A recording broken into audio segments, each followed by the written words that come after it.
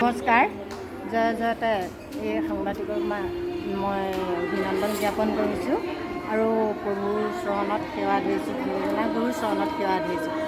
মাজুলী সত্ৰপীঠ বুলি ক'লেই এইটো বিশ্ববিখ্যাত মাজুলী এটকা মহন্তৰ থলী, য'ত নেকি দুজনা গুৰু মিলন ভূমি।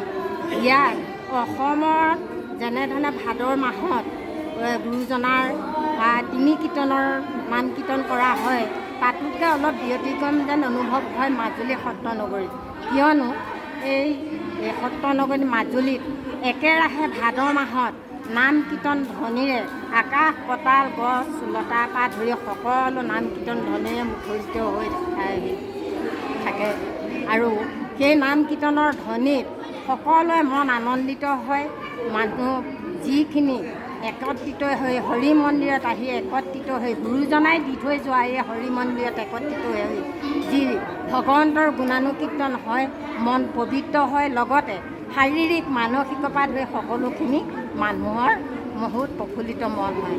আৰু এই ভাদ মাহটো সেইকাৰণে আমাৰ অতি পবিত্ৰ মাহ বুলি আমি গণ্য কৰা হয়, যিহেতু সকলোৱে একত্ৰিত হৈ পেলাই ইয়াত প্ৰভুৰ গুণানুকীৰ্তন কৰা হয়।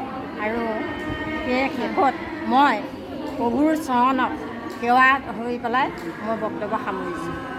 ধন্যবাদ জনাইছোঁ।